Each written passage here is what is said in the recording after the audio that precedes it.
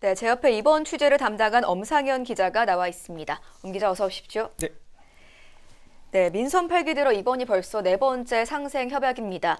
먼저 그간 완주와 전주, 이 두 도시 간 어떤 협약들이 있었는지 간단히 정리해 주실까요? 네, 자료를 보면서 말씀드리겠습니다. 자, 1차 상생 협약이 맺어진 게 지난해 11월입니다. 네.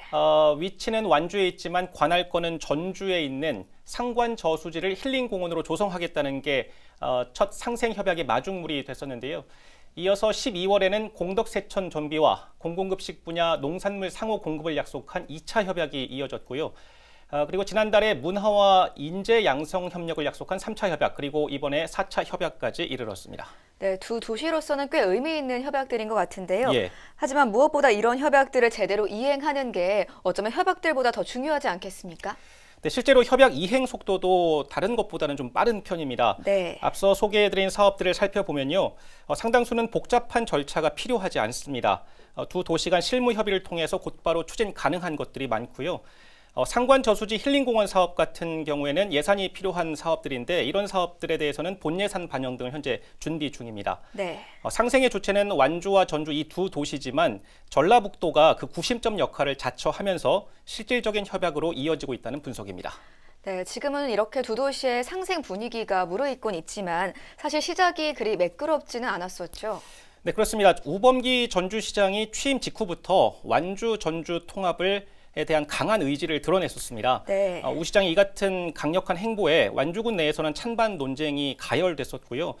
때 맞춰서 한 지역 언론에서 행정통합에 앞서 상생협약을 맺기로 했다, 이렇게 보도를 하면서 완주군이 이에 발끈한 겁니다. 네. 상생협약이 마치 그 행정통합의 한 과정처럼 왜곡 변질됐다는 이유에서인데 결국 완주군이 이례적으로 입장문까지 발표하고 협약을 취소한 사례가 있었습니다. 1차 협약이 상생협약이 늦어졌던 이유이기도 합니다. 네, 완주군이 행정구역 통합에 이처럼 민감하게 반응하는 이유.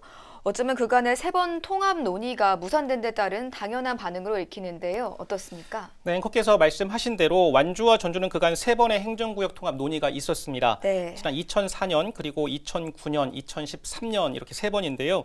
2013년에는 주민투표까지 갔었는데 결국 민심만 분열된 채로 통합 실패로 끝이 났었죠. 네.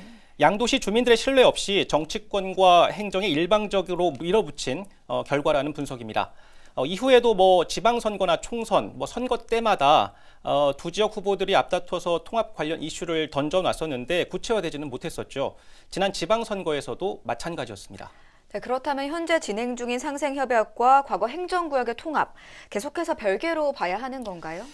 네, 민선 8기 들어서 지금 추진 중인 상생협약은 두 도시 주민들의 신뢰를 바탕으로 기반으로 한다는 차이점이 있습니다. 네. 행정구역을 통합하냐 하지 않느냐 이런 문제가 아니라요. 같은 생활권인 두 도시 주민들이 행정구역이 달라서 겪는 불편함을 일단 먼저 해소하자는 차원이고요. 더 나아가서 경제와 문화 등 각 분야에서 각 도시의 장점은 살리고 단점은 보완하는 그야말로 상생, 함께 잘 살자, 이런 측면입니다.